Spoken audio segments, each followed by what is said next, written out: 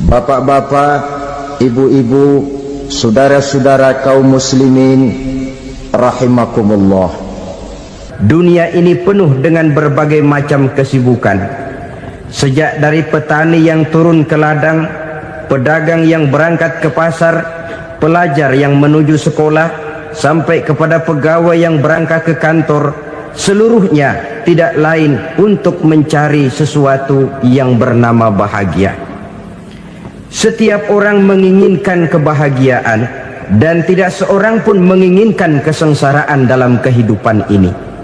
Namun nyatanya tidak setiap orang yang ingin bahagia mengetahui jalan yang harus ditempuhnya untuk sampai kepada kebahagiaan itu.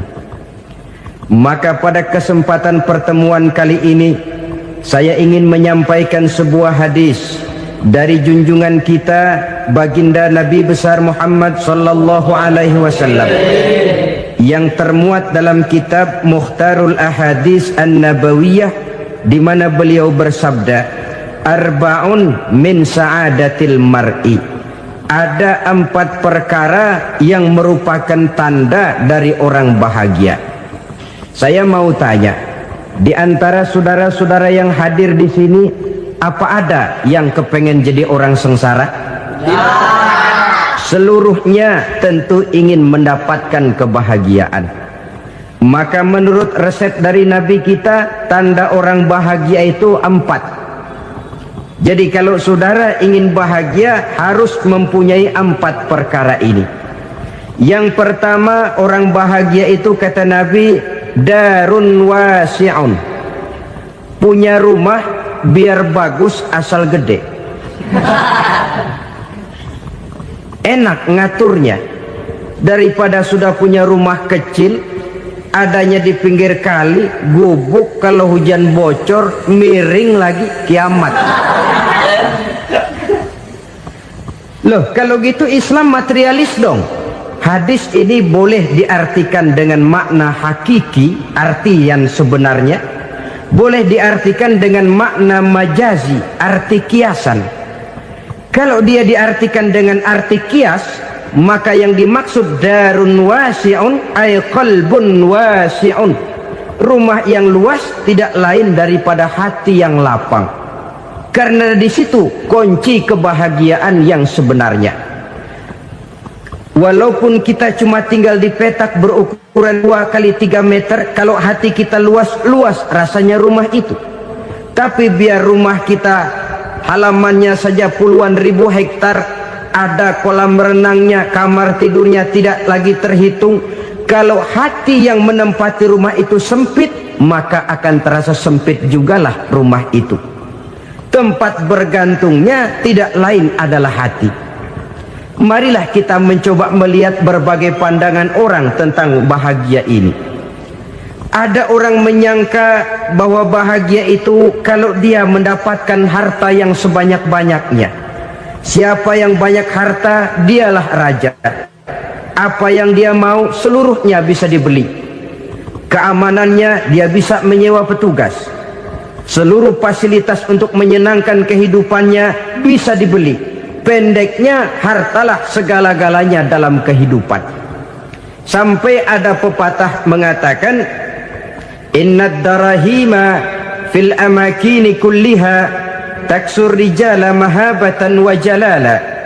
Sesungguhnya harta, dinar, dirham, uang di mana-mana selalu bikin hebat orang yang memilikinya.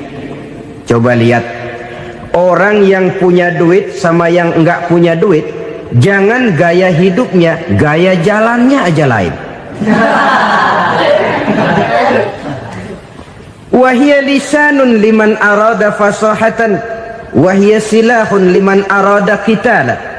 Uang adalah senjata yang paling ampuh bagi orang yang mau pergi perang, dan lidah yang paling fasih bagi orang yang mau bicara. Kalau bicara dengan lidah macet, cobalah bicara dengan harta, lancar.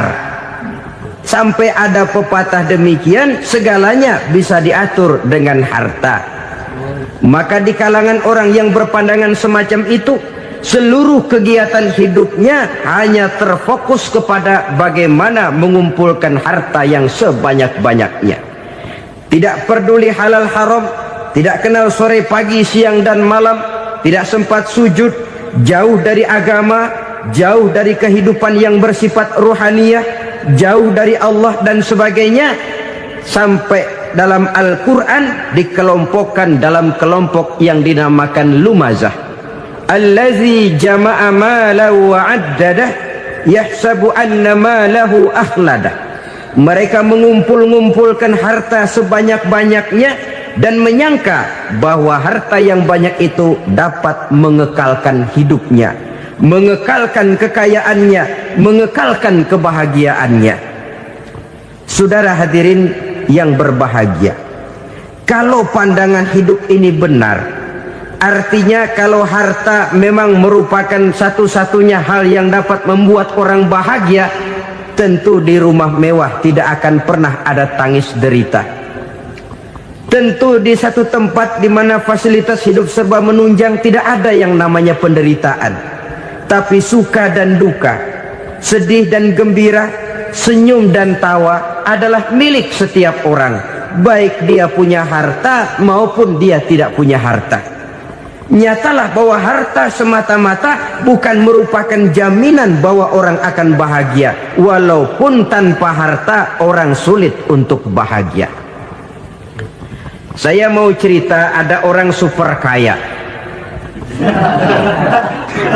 namanya Aristotle Onassis, raja tanker Yunani. Dia punya kapal tanker saja konon sampai 11 banyaknya. Punya perusahaan penerbangan yang disebut Olympic Airlines, punya hotel di berbagai kota besar di dunia ini, sejak dari New York, London, Paris, Rome dan sebagainya. Bahkan punya pulau yang dia namakan Pulau Scorpio.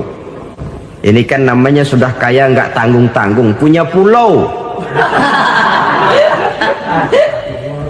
Nah, dia punya 2 orang anak, yang satu laki-laki namanya Alexander, yang satu perempuan namanya Maria Onassis.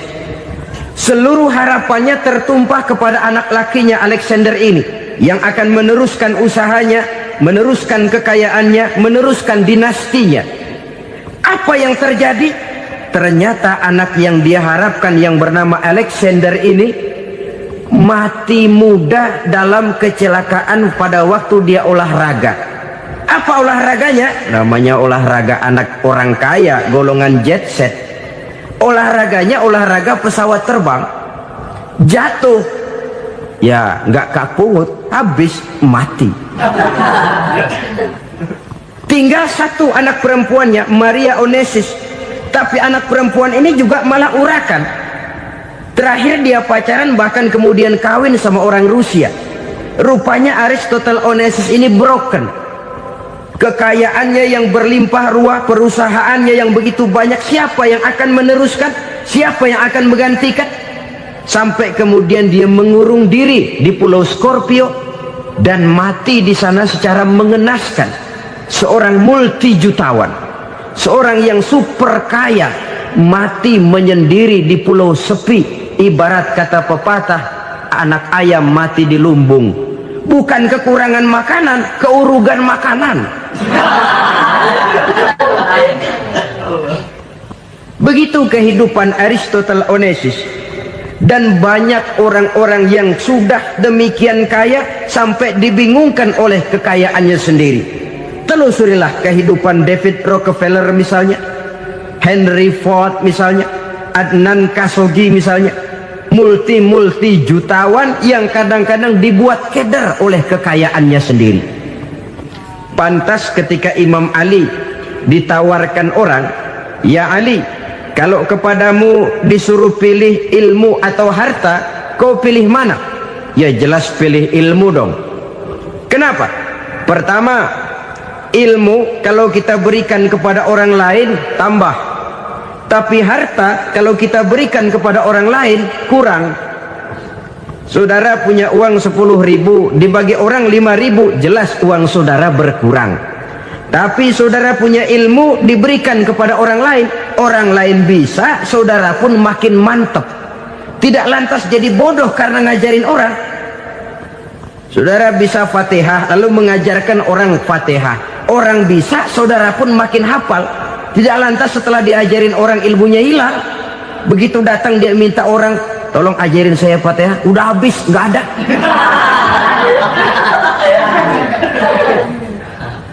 Yang kedua kata Imam Ali, ilmu menjaga kita. Kalau harta, kita yang harus jaga. Makin banyak ilmu, makin terpelihara diri seharusnya. Tetapi makin banyak harta, makin bingung kita jaganya. Sampai kadang-kadang kalau perlu seluruh keliling rumah dipasangi alarm. Belum cukup disewakan anjing besar-besar, pasang di depan pintu, awas anjing galak. Masih belum cukup juga, cari centeng tukang-tukang kepruk jaga rumah. Masih terasa belum aman, padahal rumahnya dikelilingi tembok besar. Di balik tembok ada pintu-pintunya tebal. Di balik pintu itu terbuka masuk kamar, kamar pun ada pintunya, pintunya pun kuat. Masuk ke dalam kamar ada lemari, lemarinya pun pintunya kuat, dikunci, kuncinya pun kuat. Tapi terhadap seluruhnya yang timbul cuma sekedar was-was saja. Kesimpulannya sekali lagi, tanpa harta orang memang sulit untuk bahagia. Tapi harta semata-mata tidak merupakan jaminan orang akan bahagia. Dengan hati yang luas, itu modal utama untuk mencapai kebahagiaan hidup. Orang yang hatinya luas, saudara-saudara, punya hati yang lapang, melihat kenyataan hidup ini, dia bersyukur senantiasa kepada Allah. Lantas tidak timbul hasud dan iri hatinya. Oleh karena itu jiwanya selalu lapang. Kalau tidak, cupik hati namanya, dangkal pandangan, tidak senang melihat orang lain dapat nikmat, dan itu sering dijadikan contoh. Kalau orang yang lapang dada, dia lihat tetangganya beli TV baru, dia berkata, alhamdulillah ya, tetangga kita beli TV, mudah-mudahan kita bisa ikut nonton. Lapang dadanya. Tapi orang yang sempit hati, lihat tetangga beli televisi, meriang. Enggak diapa-apain, meriang. Besoknya dengar tetangga beli motor, makin sakit, ke rumah sakit. Lalu di rumah sakit dengar tetangganya beli mobil, mati.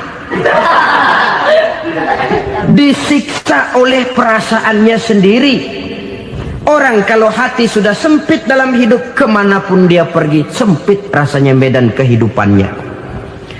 Kemudian kita melihat juga ada orang yang menilai bahwa bahagia itu katanya kalau punya kedudukan yang tinggi, pangkat yang agung, wibawa yang besar. Mungkin betul, tapi mungkin juga tidak. Bergantung kepada hati orang yang punya pangkat itu. Sama dengan harta tadi. Harta akan membawa bahagia kalau dia jatuh ke tangan orang yang berhati lapang. Tapi harta akan jadi bencana kalau jatuh ke tangan hati orang yang sempit.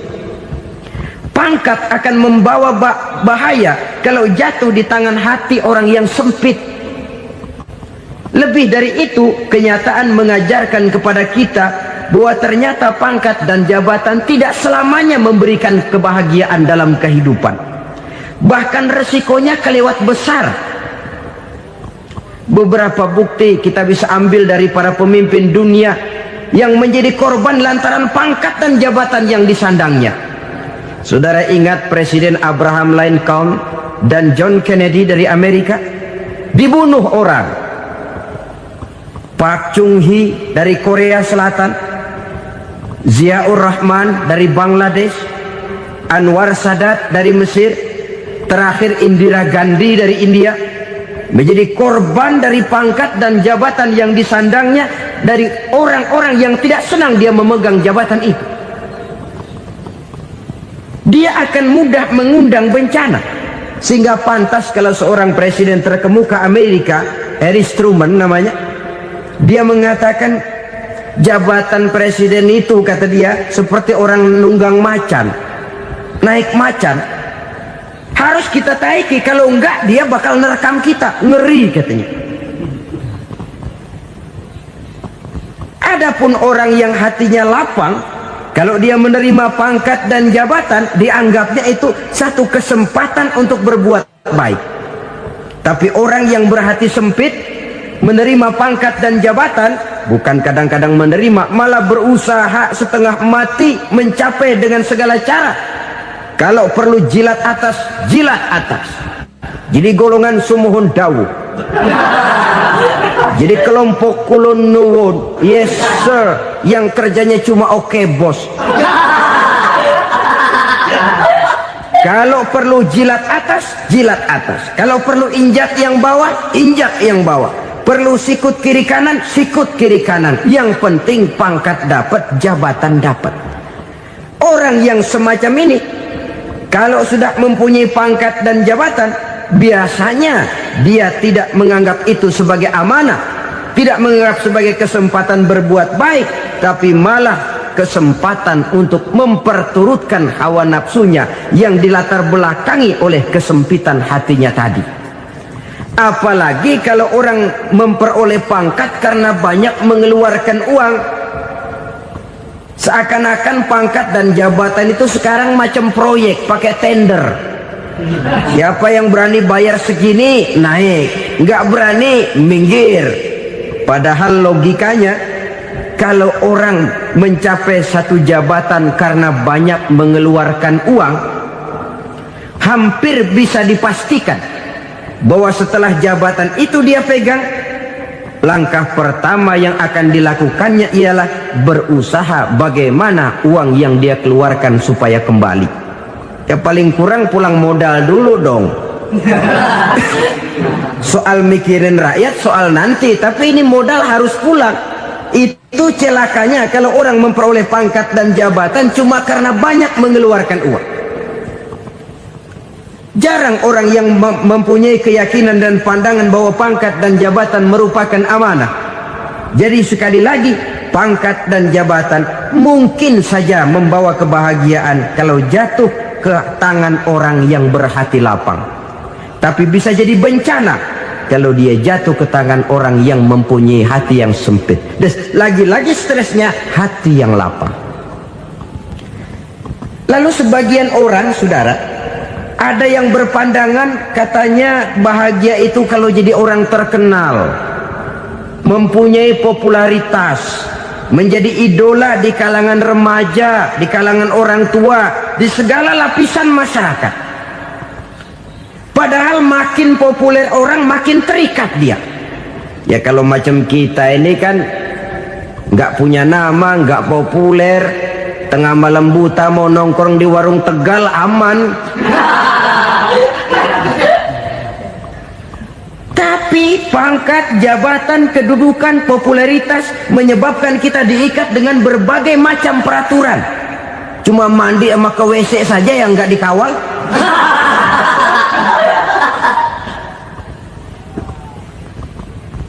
Benarkah popularitas, ketenaran membawa kebahagiaan? Mungkin, ya, tapi mungkin juga tidak.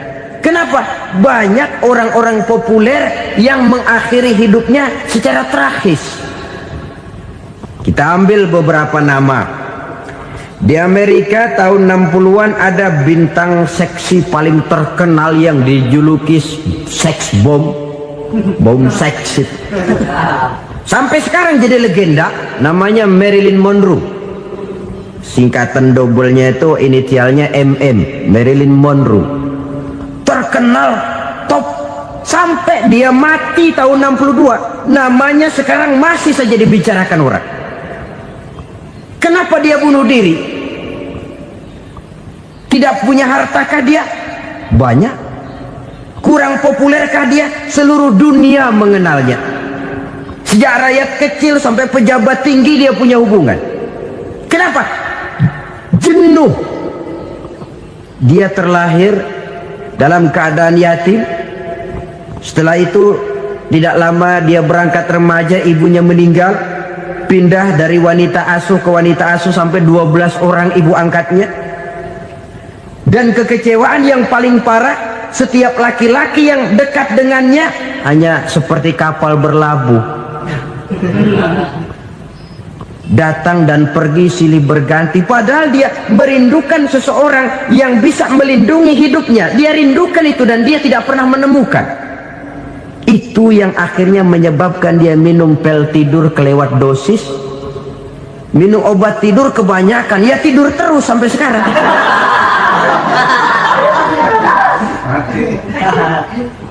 Dia mengakui, saya telah memiliki ketenaran, tapi saya tidak pernah hidup dalam ketenaran itu.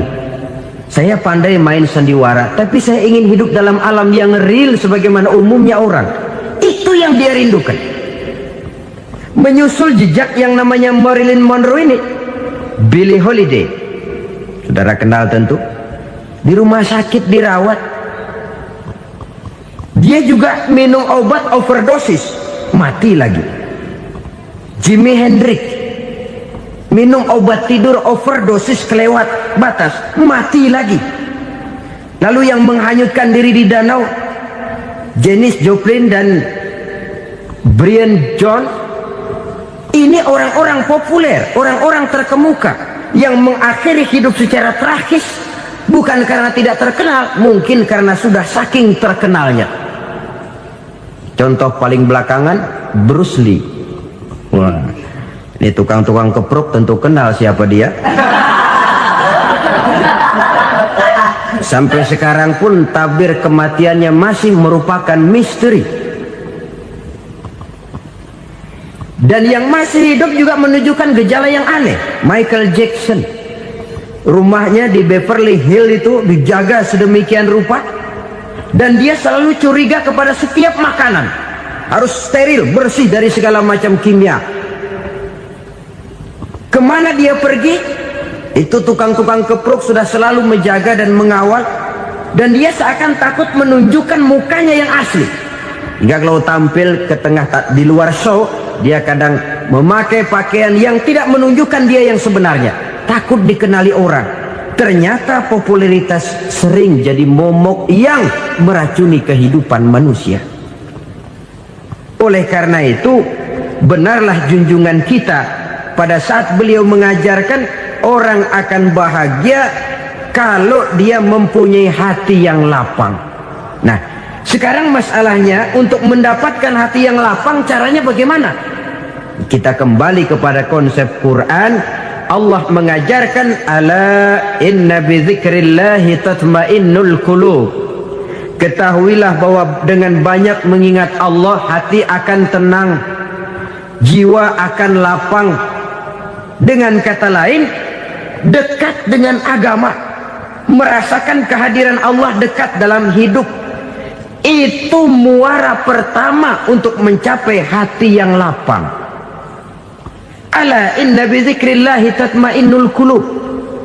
Jangan macam orang sekarang ingin mendapatkan ketenangan lalu tapak di puncak gunung, di gua-gua, di tempat sepi. Iyalah kalau nggak ada ular. Kalau tergigit ular berbisa, ketenangan belum, mati jelas itu. Islam positif untuk mendapatkan ketenangan. Ala inna bi dzikrillahi tatmainnul qulubi. Bahwa ketahuilah bahwa dengan banyak mengingat Allah, hati akan tenang, jiwa akan lapang, nuansa pikiran akan luas. Karena yang namanya bahagia ada dimanapun manusia berada. Di kampung ada bahagia, di kota ada bahagia, di ngarai, di lembah, di gunung, di hutan, di lautan, di angkasa luar, dimanapun bahagia itu ada kalau kita bermodalkan hati yang lapang ini. Dan hati akan lapang kalau kita dekat dengan agama. Dekat dengan harta buat sementara hati mungkin tenang, tapi ketenangan yang relatif dan temporer. Apalagi orang tiap kali tambah harta, tiap kali tambah rencana. Itu wajar. Mungkin sebelumnya saudara berpikir, kalau punya duit 5.000 enak nih. Begitu punya duit 5.000, aduh sayang kalau 10.000 aja. Tiap kali tambah harta, tiap kali lain rencana. Makin banyak rencana, makin menjauhkan kita dari yang namanya ketenangan. Padahal ketenangan merupakan unsur utama untuk mencapai bahagia. dan ketenangan itu bermuara dalam hati manusia. Tengoklah kehidupan ini. Orang yang banyak harta dengan orang miskin, berbedakah rasa sakit yang mereka tanggungkan? Rasanya tidak. Walaupun si kaya tidur di kasur empuk berselimutkan sutra mahal, sementara si miskin meringkuk di balai bambu yang keras dan kasar. Apabila maut datang, dia juga tidak pernah pilih bulu. Maut datang menjemput si kaya di singgasana keemasannya, dikelilingi oleh para pengasuh, dayang dan inang serta para pengawal.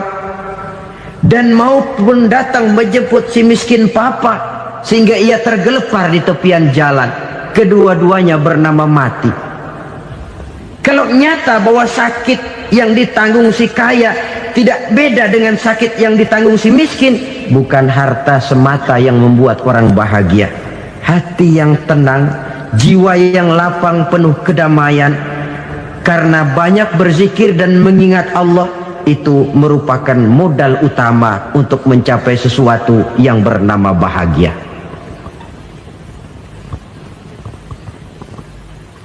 Saudara hadirin yang saya hormati, inilah yang pertama dari 4 ciri yang digambarkan oleh Nabi tentang tanda-tanda orang bahagia.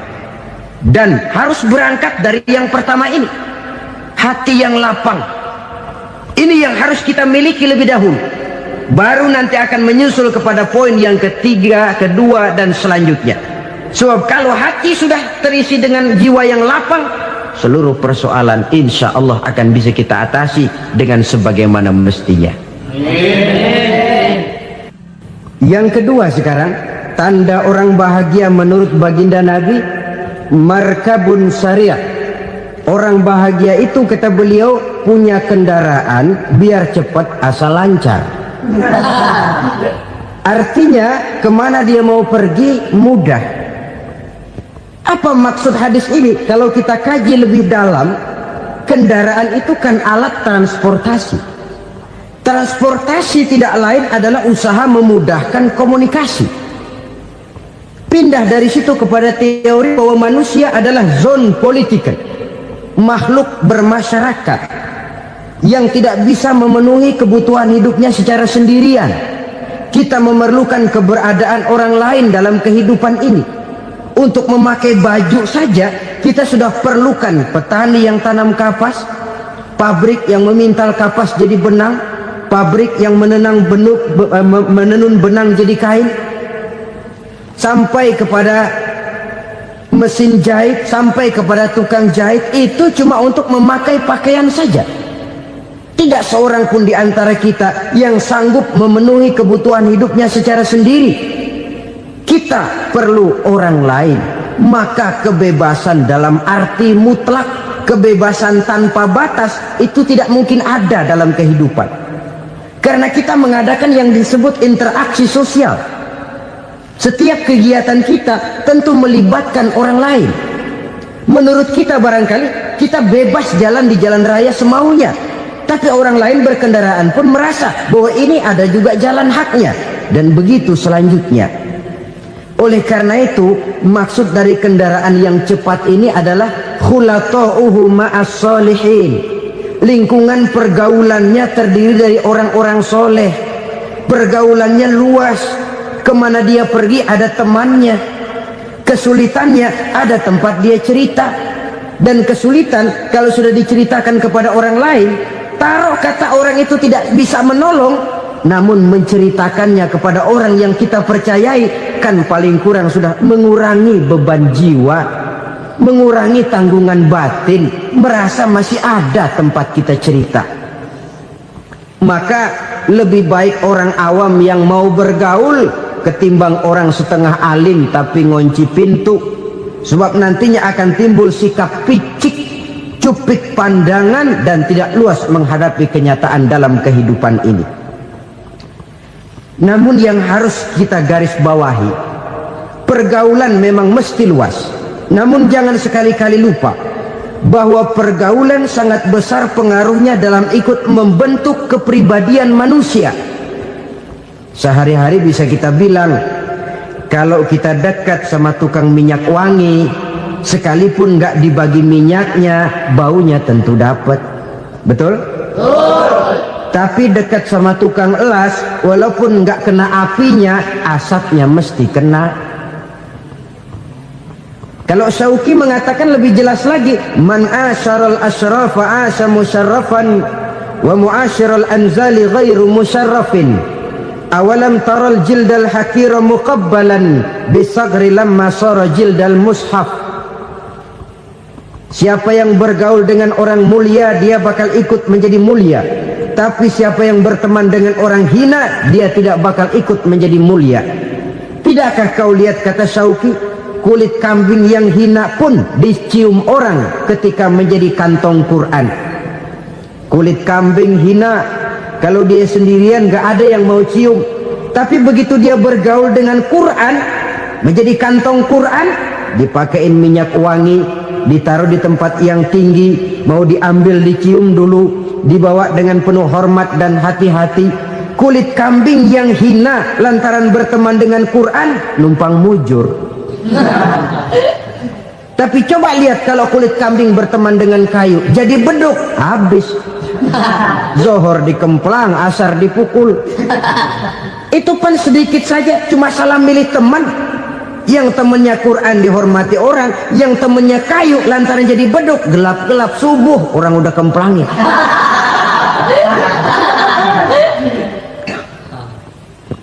Maka terutama kepada adik-adik remaja yang masih mencari identitas diri, yang ibarat kaset masih kaset kosong, mudah diisi oleh apapun, pandai-pandailah memilih teman dalam bergaul. Karena banyak orang yang tadinya baik-baik, ketika terseret dalam pergaulan dengan orang yang tidak baik, kebaikannya menjadi lentur dan luntur. Tapi berapa banyak bajingan-bajingan tengik, orang-orang yang berlumur noda dan dosa, tiap hari melakukan maksiat, namun bergaul dengan orang yang baik-baik, pada akhirnya sedikit demi sedikit beringsut dan berangsur dia terbiasa mengikuti kebaikan-kebaikan.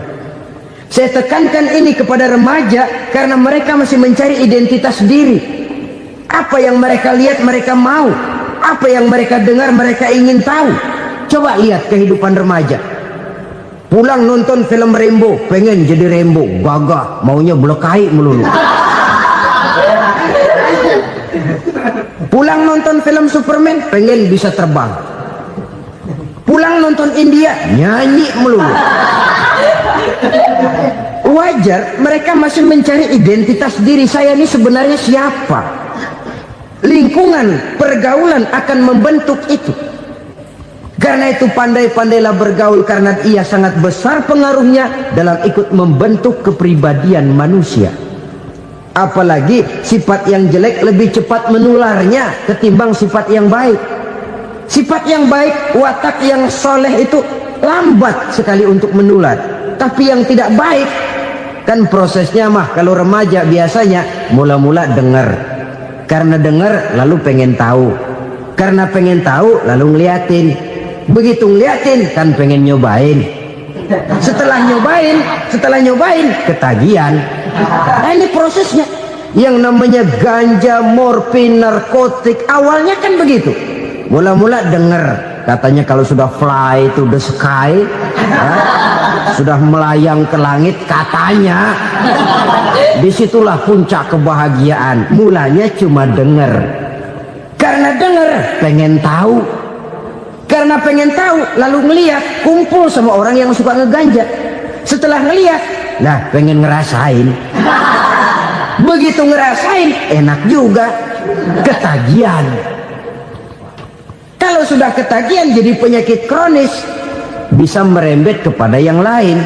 Iya, kalau orang tuanya mampu untuk beli morfin, beli ganja. Kalau tidak kan pikirannya ngayap, jemuran siapa ya gue sabet. Timbullah perbuatan-perbuatan negatif yang bermula dari salah pergaulan. Apalagi buat adik-adik remaja yang tinggal di kota-kota besar, yang pengaruh budaya, pengaruh kesenian, pengaruh struktur kehidupan yang nampak makin individualistis, di mana persaingan tajam, tensi ekonomi tinggi, orang mudah mengalami stres. Pandai-pandailah dalam bergaul, sekali lagi, karena ia sangat besar pengaruhnya dalam ikut membentuk kepribadian manusia. Orang bahagia punya kendaraan yang cepat, artinya punya pergaulan yang luas, dan lingkungan pergaulannya terdiri dari orang-orang yang soleh. Kemana dia pergi ada teman, kesulitannya ada tempat dia cerita. Tapi kalau sudah menyendiri, hidup sendiri, kesulitan dipikiri sendiri, bisa mati belum waktunya. Tidak ada tempat berbagi rasa, tidak ada tempat bercerita, tidak ada tempat mengurangi beban dalam kehidupan. Pantas betul kalau Islam sangat menggalakkan dan menganjurkan orang kalau sudah sampai waktunya itu untuk melangsungkan nikah. Kata Nabi, ya ma'syaras syabab man istata'a minkumul ba'at falyatazawwaj. Hai para pemuda, kalau sudah mampu memberi nafkah, kawinlah, nikahlah kamu. Kenapa? Sudah ada teman hidup, tempat berbagi rasa. Kesulitan kalau ada tempat cerita akan lebih ringan ketimbang kita telan sendiri, walaupun bobot kesulitannya sama beratnya. Saudara-saudara kaum muslimin rahimakumullah, inilah ciri yang kedua, punya kendaraan biar cepat asal lancar. Kemana kita mau pergi gampang. Dengan kata lain, setelah hati yang luas, pergaulan yang luas. Dua. Yang ketiga sekarang, tanda orang bahagia itu menurut Nabi, misbahun mudhi'un, punya lampu yang terang. Oh, itu enggak problem. Sekarang sudah zamannya listrik masuk desa, Pak. Lampu sudah terang semua. Betul, kalau itu yang dimaksud. Tapi tidak cuma itu. Karena lampu yang dimaksud di sini, lampu yang akan menerangi seluruh perjalanan hidup. Dan perjalanan hidup itu sudah dimulai sejak kita terlahir ke alam ini, sampai masuk ke alam barzah, kumpul di padang mahsyar, sampai ke akhirat. Lampu yang menerangi itu yang diperlukan. Kalau lampu, katakanlah yang paling top sekarang kan lampu jenis Mercury. Taruhlah itu di rumah kita, dia cuma menerangi rumah kita, menerangi hati pun tidak sanggup. Bila kita masuk ke alam barzah, alam kubur, sanggupkah si Mercury yang begitu terang menerangi alam barzah kita? Tidak sanggup lagi. Sanggupkah lampu yang ratusan watt, bahkan puluhan ribu watt menerangi kehidupan di padang mahsyar? Tidak akan sanggup lagi.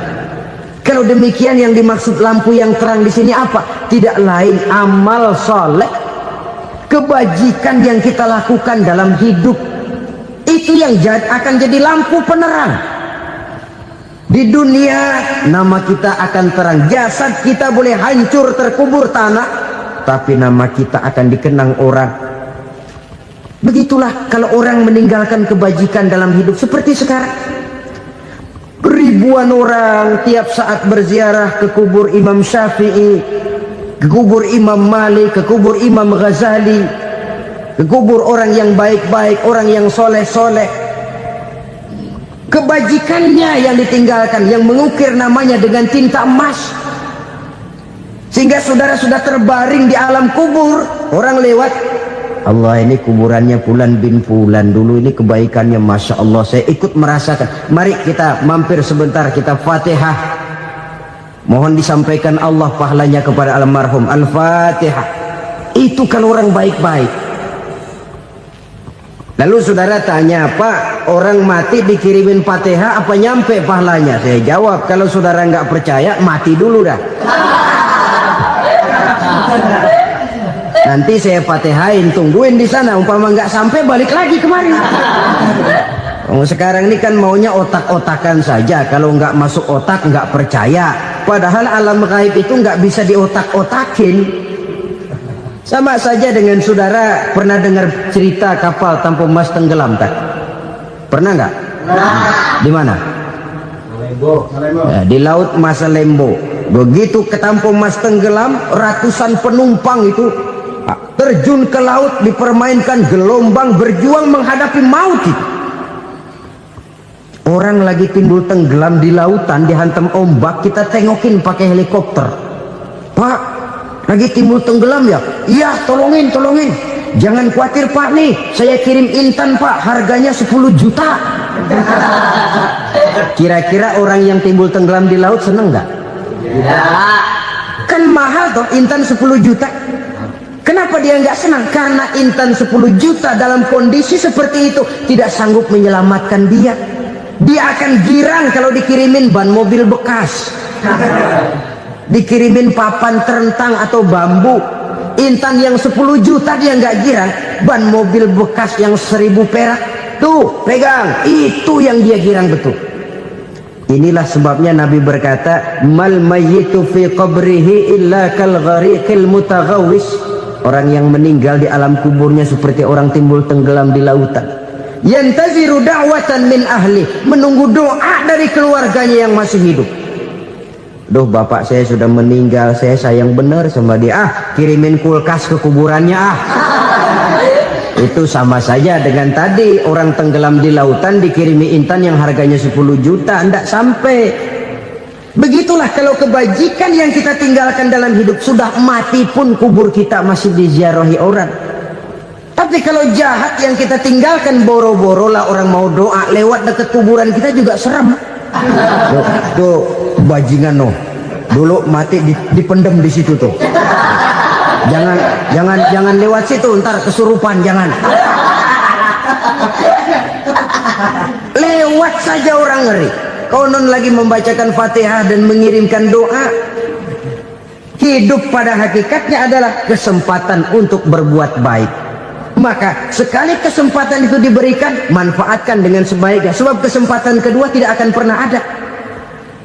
Kesempatan berbuat baik di sini, di akhirat sudah pembalasan namanya. Sekali kesempatan itu dicabut, dia tidak akan pernah dikembalikan lagi. Kata Iqbal, hidup tidak mundur ke belakang, Bung. Berhenti diinjak orang, mundur hancur. Tidak ada kata mundur dalam hidup ini. Berhenti diinjak orang, mundur kecebur. Tidak ada kata lain, harus maju dalam kehidupan dalam artian yang positif. Hidup adalah kesempatan untuk mengumpulkan kebajikan yang sebanyak-banyaknya. Di situ nilai daripada manusia. Sekarang ini memang nggak kelihatan kok, orang yang banyak pahala sama yang banyak dosa nggak kelihatan kok. Barangkali kalau habis bikin dosa palanya pada benjol, mungkin orang takut sama dosa. Tapi sekarang sama saja, orang yang banyak dosa dengan yang nggak banyak dosa jalan bareng dari belakang, sama, nggak kelihatan beda. Tapi ada waktunya di mana pahala memegang peranan, di mana dosa diperlihatkan. Sama saja kalau kita bawa mobil siang, lampu kan nggak begitu berfungsi. Apa lalu bilang, alah ini lampu berat-beratin, copot-copotin aja dah. Tidak perlu begitu. Kenapa? Pada suatu saat malam senja akan datang. Bila matahari terbenam, senja pun datang, gelap mulai merayap, disitulah baru terasa perlunya lampu. Pahala begitu. Sekarang orang yang nggak ada pahalanya nggak kelihatan dalam kehidupan. Tapi pada suatu saat senja kehidupan akan datang. Ajal merenggut nyawa, malam merayap, dan hidup mulai diliputi kegelapan di alam barzakh. Dikala itu kalau nggak punya lampu, alangkah malangnya kita. Sebab amal yang baik, kata Nabi, di alam barzakh itu akan diciptakan menjadi perempuan yang cantik menemani kita. Amal yang jahat akan menjadi orang yang paling jelek nemenin kita. Udah di tempat gelap yang nemenin jelek.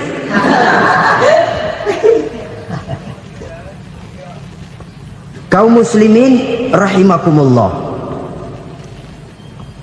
Kalau demikian masalahnya, tergantunglah kita pandai memanfaatkan waktu. Al-waktu kasayf, waktu itu cepat sekali. Yang namanya waktu itu tahu-tahu. Tahu-tahu udah tahun 87. Tahu-tahu udah begitu. Tahu-tahu yang kemarin anak-anak sekarang udah pada punya anak. Tahu-tahu saja itu. Begitu cepat waktu berlalu. Kalau tidaklah pandai kita memanfaatkannya, akan rugi kita. Nabi bersabda, man kana yaumuhu khairun min amsihi fahuwa rabih. Barang siapa yang hari ini lebih baik daripada hari kemarin, itu orang untung. Hari ini lebih baik daripada kemarin, bulan ini lebih baik dari bulan kemarin, tahun ini lebih baik dari tahun kemarin, itu orang yang beruntung. Tahun kemarin sembahyangnya maghrib doang, sekarang udah tambah isya. Tahun kemarin cuman Idul Fitri aja ngancem bener, sekarang udah tambah Jumat, lalu tambah lagi maghrib, tambah lagi isya, dan selanjutnya. Hari ini lebih baik daripada kemarin, itu orang yang beruntung. Wa man kana yaumuhu mislu amsihi fahuwa khasir. Lalu barang siapa yang hari ini sama saja dengan hari kemarin, itu orang rugi. Hari ini sama dengan kemarin, rugi itu. Bulan ini begitu, bulan kemarin begitu, tahun ini begitu, tahun lalu juga begitu. Rugi itu orang. Rugi apa? Rugi umur. Umur tambah, amalan gak pernah tambah. Dan saya pikir lebih merupakan azab ketimbang nikmat kalau orang dikasih panjang umur cuma untuk numpuk dosa.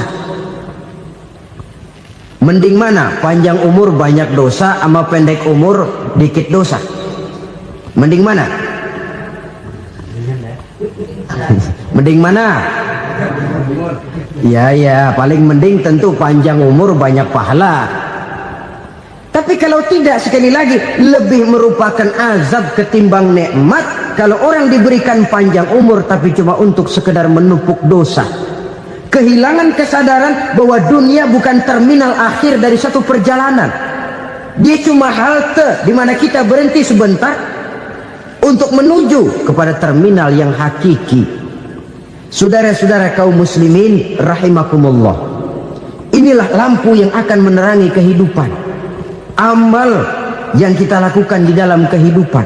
Jadi yang dimaksud dengan lampu yang terang, kebajikan yang kita kerjakan dalam hidup.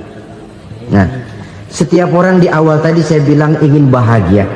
Bahagia itu kan hakikatnya kumpulan senang dan selamat. Senang, selamat. Apa bedanya? Senang tapi tidak selamat, nggak bahagia. Selamat tapi nggak senang, nggak bahagia orang. Contoh, kalau orang korupsi, duitnya banyak, senang dia, tapi keselamatannya. Ada tentara baris di samping rumahnya udah bingung, padahal tentara latihan. Tentara cuma latihan, dia bingung. Senang, tapi karena keselamatannya tidak terjamin, dia tidak bahagia. Sebaliknya pegawai negeri jujur benar, cuma segaji-gajinya, selamat nggak korupsi, tapi melarat, ya nggak bahagia juga, kurang senang. Kesenangan dan keselamatan untuk dunia saja, ya sekali lagi, kalau cuma sekedar untuk dunia saja, bisa dibeli pakai uang. Bisa dibeli pakai uang. Saudara ingin selamat, bisa dibeli pakai uang. Saudara ingin senang, bisa dibeli dengan uang. Tapi setelah mati, masuk ke alam barzah, habis kekuasaan uang. Nggak bisa lagi beli keselamatan pakai uang. Tidak mungkin lagi membeli kesenangan dengan uang. Di situ pahala yang megang peranan. Makin banyak pahala, makin banyak saham untuk membeli kesenangan dan keselamatan, untuk memperoleh yang namanya bahagia. Dan jangan lupa loh, di alam barzah kita nggak sebentar, menunggu datangnya kiamat. Loh iya, kalau kita begitu dikuburin terus kiamat datang, untung. Tapi kalau masih harus 1000, 2000, puluhan ribu tahun yang akan datang, dalam satu penantian yang begitu lama, tanpa saham untuk memperoleh kebahagiaan, satu kemalangan yang tidak ada pernah putus-putusnya. Janganlah tergelincir oleh kebahagiaan sebentar yang menipu dengan mengorbankan kebahagiaan hakiki yang berjangka panjang. Apa artinya senyum sejenak kalau harus ditebus dengan tangis seumur hidup? Biarlah kita minum jamu, pahit memang, getir memang, tapi kan besok badan sehat. Daripada sekarang minum sirup, manis memang, enak memang, tapi bibir pada jontor besoknya. Sirawan, batuk, nggak karu-karuan. Banyak orang tertipu oleh kesenangan yang sebentar, padahal laisa kullu ma yalma'u zahaban. Belum tentu semua yang berkilat itu emas, belum tentu semua yang gemerlap itu intan. Karena itu marilah manfaatkan kesempatan yang diberikan Allah ini untuk mengumpulkan kebajikan yang sebanyak-banyaknya. Yang terakhir sekarang, yang keempat, tanda orang bahagia kata Nabi. Zaujatun salihah. Orang bahagia itu tanda yang keempat kata Nabi, punya istri biar cakep asal taat. Udah surga itu gitu. Cakep taat. Istri kayak gitu, kalau belum mati jangan dikuburin dulu. Sudah cakep taat lagi, tapi kadang-kadang enggak, udah jelek ngadat melulu. Apa yang mau dipilih? Sebab itu Quran mengatakan istri pakaian untuk suami, suami pakaian untuk istri. Kenapa suami istri diibaratkan pakaian? Alangkah tingginya gaya bahasa Quran ini. Suami istri teman hidup, hidup perjalanan panjang. Sejak kita dalam rahim sudah ada hidup kan di sini. Sampai ke alam dunia, masuk ke alam barzah, kumpul di padang mahsyar, sampai menuju akhirat, itu perjalanan hidup. Carilah istri atau suami teman hidup yang membawa manfaat tidak hanya kehidupan di dunia ini, sampai di alam barzah, sampai di padang mahsyar. Suaminya mungkin meninggal lebih dulu atau istrinya mungkin meninggal lebih dulu, tapi suami atau istri yang masih hidup berbuat kebajikan. Suami saya meninggal, ada hartanya, saya sedekahkan, niat pahala untuk almarhum suami saya. Ini teman hidup, tidak dibatasi dan tidak bisa dipisahkan oleh maut sekalipun.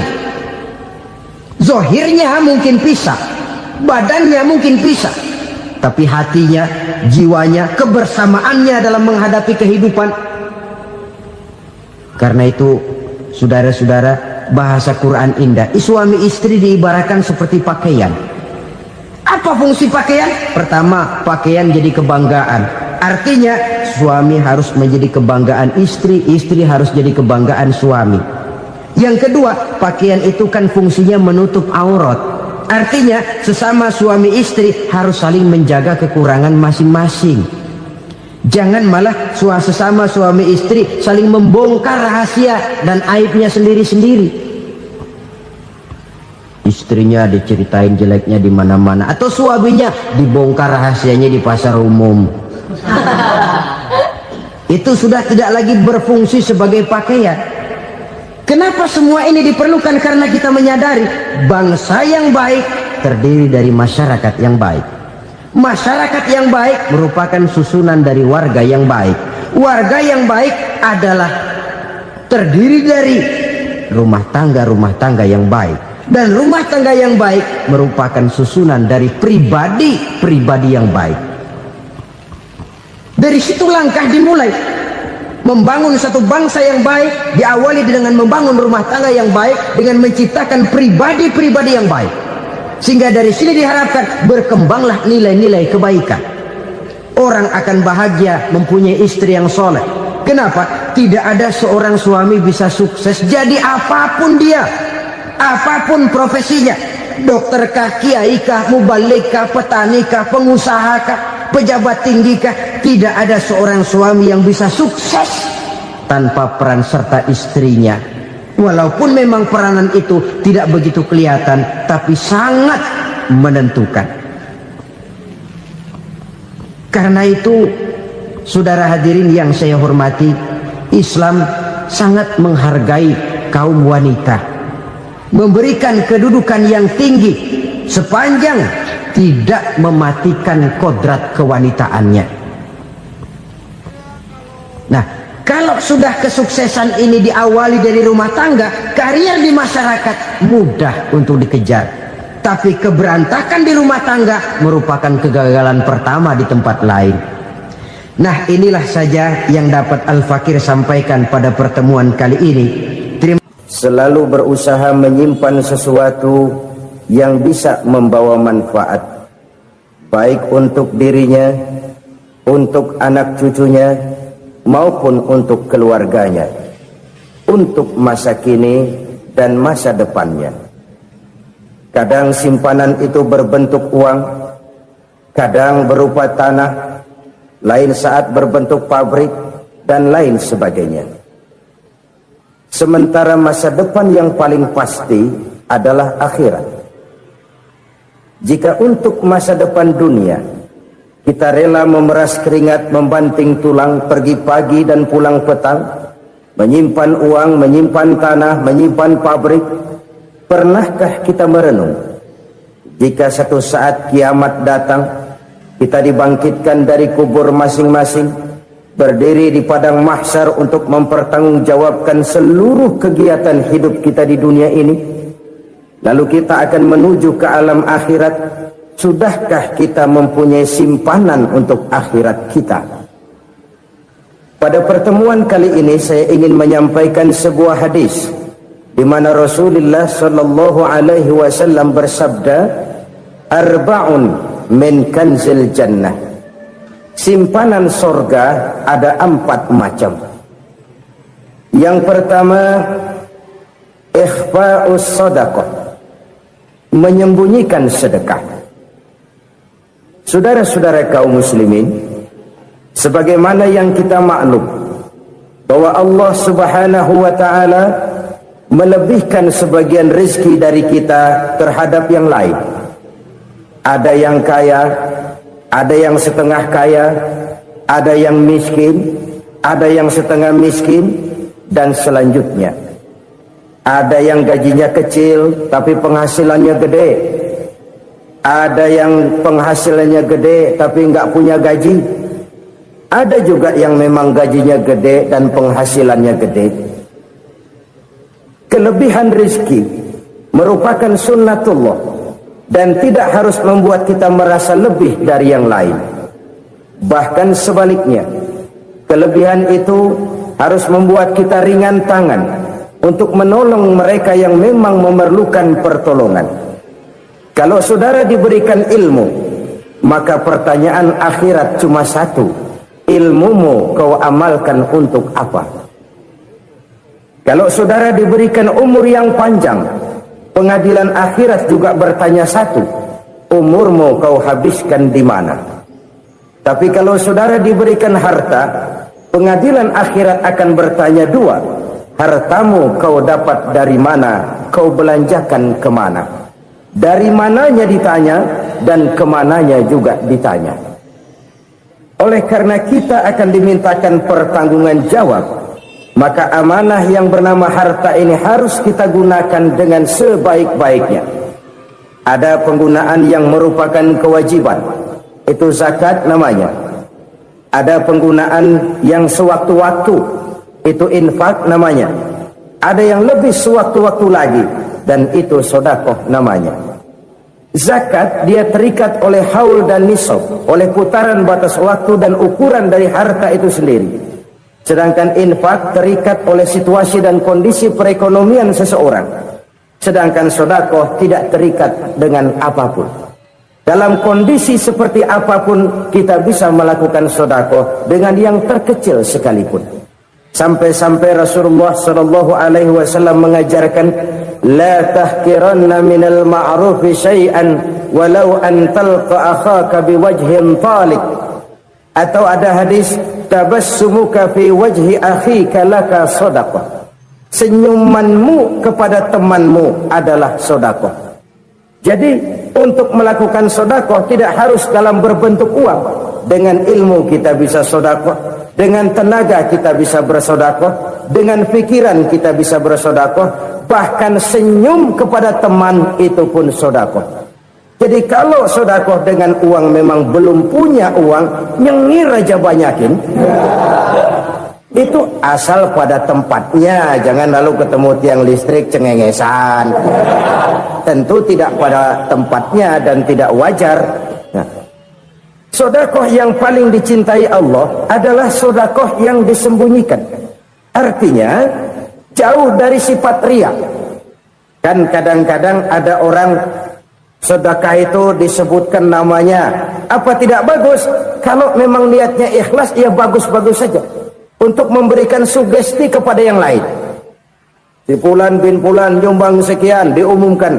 Boleh kalau niatnya untuk memberikan rangsangan kepada yang lain supaya dia menyumbang lebih besar dari orang tadi. Tapi kalau itu mendatangkan riya, maka sedekah yang paling dicintai Allah adalah sedekah yang disembunyikan. Tangan kiri saja tidak tahu apa yang diberikan oleh tangan kanan. Sedekah yang dilakukan dengan ikhlas akan merupakan perbendaharaan surga, tersembunyi dari pandangan orang lain, tidak seorang pun tahu. Karena memang sikap yang baik adalah melupakan kebaikan dan mengingat kesalahan. Itu salah satu ciri orang bahagia. Orang yang selalu mengingat kesalahannya dan berusaha melupakan segala kebaikannya. Kalau dia akan ada kebaikan, dia tidak bisa ikut, dia merasa rugi karena dia merasa belum pernah berbuat baik. Tapi kalau akan melakukan kesalahan baru, dia ingat kesalahan yang sudah-sudah, sehingga terhalang baginya untuk melakukan satu kesalahan baru. Demikianlah saudara-saudara, bahwa Allah melebihkan rizki sebagian kita dari yang lain, agar terjadi tolong-menolong dalam kehidupan ini. Jadi kesenjangan yang nature, kesenjangan yang alami, itu sunnatullah. Ada yang kaya, ada yang miskin, ada yang kelas menengah. Nah, kenapa lalu sekarang kita berusaha mengentaskan kemiskinan? Oleh karena adanya kesenjangan struktural. Kalau yang kaya bisa semakin kaya, kenapa yang miskin tidak bisa naik jadi ikut sedikit kaya? Sebab pada dasarnya Islam adalah agama yang sejak turunnya sudah berupaya memerangi kemiskinan. Bahkan dikatakan kemiskinan itu mendekatkan kepada kekufuran. Orang kalau miskin udah dekat banget sama kafir. Gampang menjadi kafir. Berapa banyak saudara-saudara kita yang oleh karena soal perut, oleh karena soal materi, terpaksa meninggalkan dan menanggalkan akidahnya, menjual petunjuk yang diberikan Allah dengan kesenangan dunia yang cuma sebentar ini. Na'udzubillah summa na'udzubillah. Jadi makin kita sembunyikan satu sedekah, semakin banyak perbendaharaan kita di surga. Sedekah yang paling dicintai Allah adalah sedekah yang disembunyikan. Malahan ada seorang sufi, dia punya kebiasaan kalau pergi sholat Jumat, dia bawa uang, itu uang dia taruh di bawah tikar masjid. Dia niat sedekah kepada siapa saja yang nemuin itu duit. Maksudnya apa? Supaya yang nemuin nggak tahu siapa yang punya duit. Demikian dia saking ingin menyembunyikan sedekahnya. Karena sifat riya itu bisa memakan amal kita sendiri. Riya itu termasuk menyebut-nyebut kebaikan kita. Orang yang suka nepuk dada, sedikit-sedikit ngitungnya kalau nggak gua. Tuh kalau nggak gua tuh. Tuh yang belas itu kalau nggak gua. Iya kalau nggak lu kenapa emang?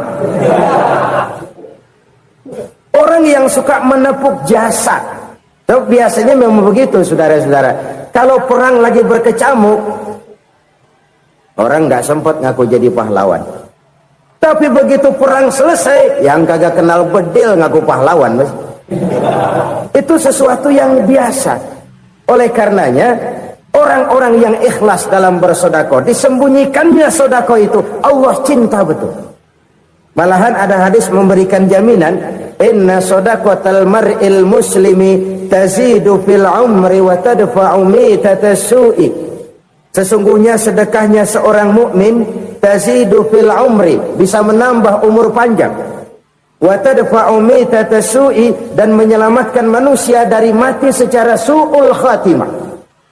Jadi siapa yang kepengen panjang umur, banyaklah sedekah. Yang bosan hidup, pelit terus.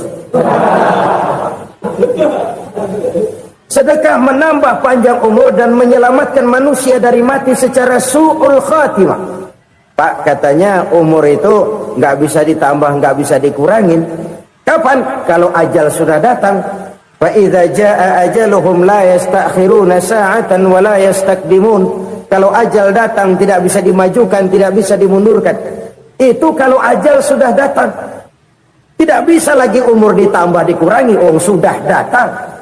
Tapi kalau belum datang, itu kan haknya Allah. Mau ditambah, mau dikurangi, hak prerogatif Allah. Sebagai pencipta manusia, Allah maha kuasa dan maha mampu.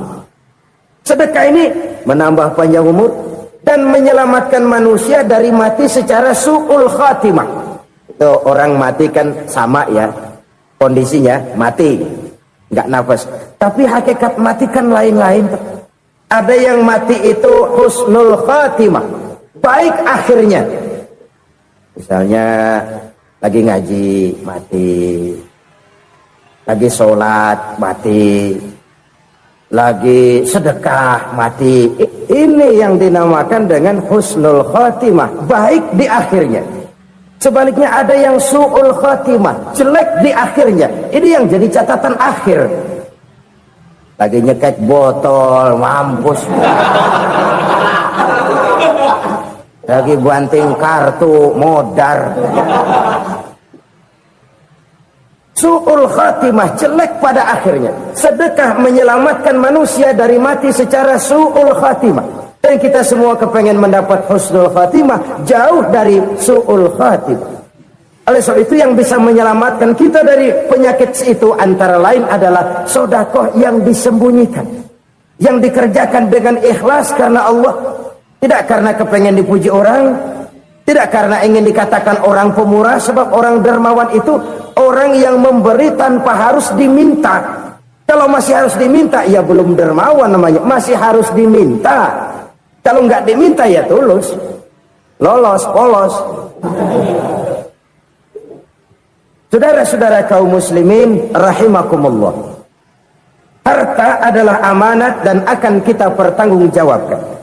Allah melebihkan rezeki sebagian kita dari yang lain agar kita saling tolong menolong, bantu membantu. Nabi janjikan, siapa yang meringankan beban saudaranya muslim di dunia, Allah akan meringankan bebannya di akhirat nanti. Sebuah jaminan dari baginda Nabi. Si orang yang kita bantu barangkali tidak bisa membalas, Allah yang akan membalas lewat jalan lain yang tidak pernah kita sangka-sangka. Ada orang tanya, Pak, ini ada orang nyumbang masjid sambil marah-marah, bagaimana? Saya bilang sumbangannya aja ambil, marahnya jangan. Marahnya jangan diambil, itu urusan dia. Saudara-saudara kaum muslimin rahimakumullah, umat Islam ini kan umat yang punya potensi besar. Kadang kita merenung, kenapa kadang-kadang pembangunan masjid kok lambat sekali? Kalau hotel hari ini peletakan pertama, bulan depan peresmian. Supermarket hari ini peletakan batu pertama, minggu depan peresmian.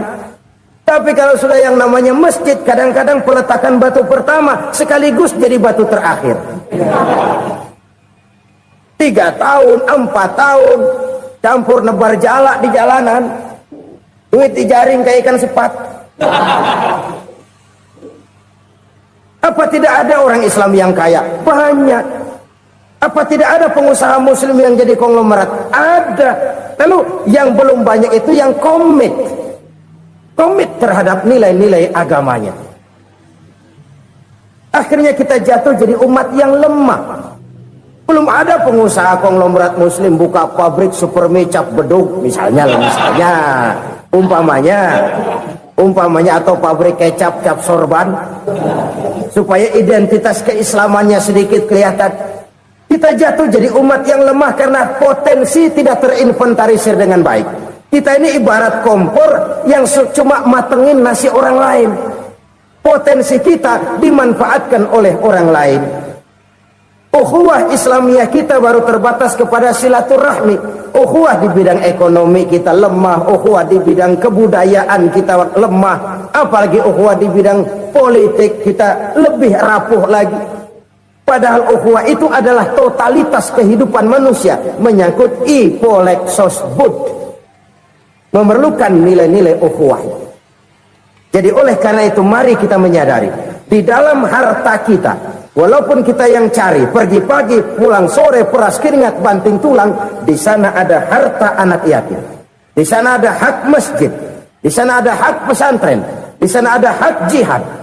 Berbahagialah seseorang apabila dia oleh Allah dijadikan keran. Keran itu menyimpan air, tapi tidak untuk dirinya, tapi disalurkannya kepada mereka yang memang memerlukannya. Saudara-saudara kaum muslimin rahimakumullah, ini yang pertama. Jadi perbendaharaan surga adalah menyembunyikan sedekah. Orang lain nggak tahu, kita pun nggak pernah ngitung-ngitung. Kita anggap lewat begitu saja, padahal itu deposit akhirat. Satu. Yang kedua, perbendaharaan surga itu apa? Wa kitmanul musibah, menyembunyikan kesulitan. Kadang orang takut menghadapi kesulitan, tapi makin kita merenung, hidup ini kan sebenarnya urusan. Takut sama urusan, ya jangan hidup. Tandanya orang hidup itu kalau punya urusan. Urusan melupakan problem. Problem sering menimbulkan kesulitan.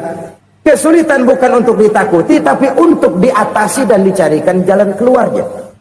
Siapa sih orangnya yang nggak pernah sulit-sulit? Makin tinggi status sosialnya, makin gede urusannya. Makin tinggi kualitas imannya, makin berat tingkat kesulitannya. Cuma memang yang namanya enak itu seperti pelangi. Biang lala itu nggak pernah di atas kepala kita, di atas kepala orang melulu. Lo sih enak lo, kata kita. Dia juga bilang yang enak kan lo. Pelangi itu nggak pernah di atas kepala kita. Kata tukang beca, aduh enak ya naik Mercy. Kata tukang beca, apa yang di dalam mobil Mercy? Aduh enak bener tukang beca, di jok ngeringkuk ngorok pulas bener. Saya kamar pakai AC, sejuk, tempat tidur sutra, empuk, alga, spring bed, kulak kulik nggak bisa pulas kalau belum minum Valium, belum tidur. Enak bener tukang beca, di jok ngorok nggak tahu wetan kulot. Si tukang beca bilang yang di Mercy enak, yang di Mercy bilang tukang beca enak. Inilah enak, nggak pernah di atas kepala kita, di atas kepala orang lain melulu enak itu. Nah, saudara-saudara, yang merupakan perbendaharaan surga itu orang yang bisa menyembunyikan kesulitan, baik pribadi ataupun rumah tangga. Ini terutama rumah tangga yang jadi soalnya. Kadang-kadang kita ini kalau senang, sebaliknya kalau senang kita diam, kalem aja, cuek. Banyak banget duit kita bawaan, diam aja udah. Malah ketemu orang takut. Tapi begitu susah, sekampung tahu. Padahal Nabi mengajarkan perbendaharaan surga itu menyembunyikan musibah, menyembunyikan kesulitan. Kalau enak, cerita sama orang-orang. Kalau nggak enak, rasain sendiri, tekan sendiri, atasin sendiri. Kita kan sebaliknya, tenang kita diam, asal lagi susah, paling tidak kita nyari teman buat cerita kesusahan. Siapa orangnya yang nggak pernah susah? Cuma soalnya bagaimana kita mengatasi kesusahan itu sendiri. Begitu juga misalnya kalau orang sudah berumah tangga, itu orang tuanya harus menjadi tempat dia cerita yang enak-enak saja. Yang nggak enak rasain berdua, selesaikan berdua, atasin berdua. Jangan dibalik. Asal senang diam, giliran susah saja. Maknya laporan. Terbalik. Bisa menjaga security informasi. Maka nama bayam keluar diam, malah seluitan. Enak amat lo makan daging ayam. Security informasi. Saudara-saudara kaum muslimin rahimakumullah,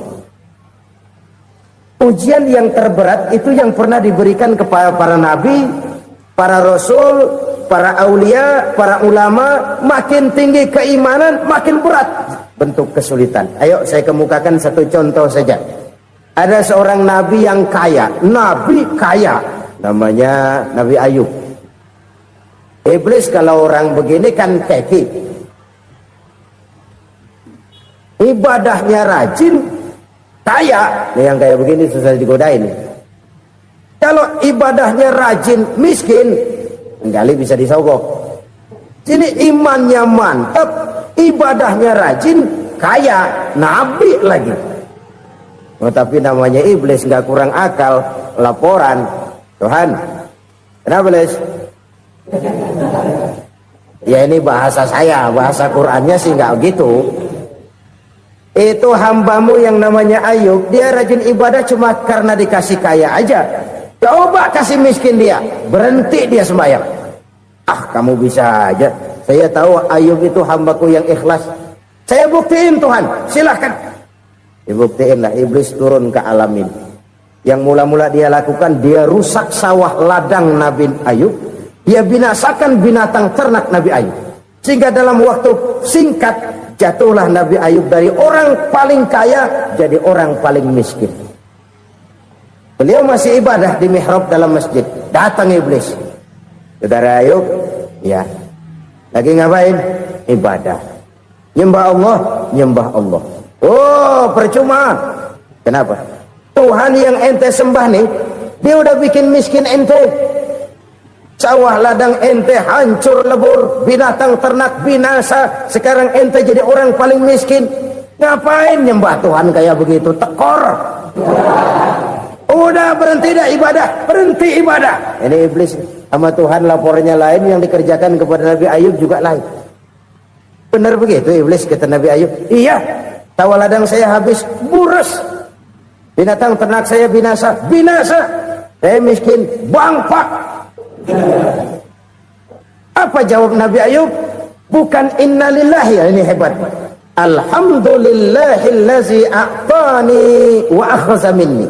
Segala puji bagi Allah yang telah memberikan harta kepada saya dan sekarang mengambilnya lagi. Alhamdulillah. Allah yang ngasih, Allah yang ambil. Itu mah urusan Allah. Iblis cuman ibadah jalan terus, sujud lagi Nabi Ayub. Iblis seleher gondok banget. Dasar Nabi nggak mempan dia apa-apain. Miskin malah alhamdulillah. Allah yang ngasih, Allah yang ambil. Jadi kalau kita tidak komit, kita tidak terikat kepada kaya, miskin, senang, susah, apa yang bisa bikin kita susah? Jadikan kekayaan, kemiskinan, jadikan senang, susah sebagai anak buah yang bisa kita atur. Jangan kekayaan ngatur kita, jangan kemiskinan ngatur kita. Kita yang harus mengatur mereka.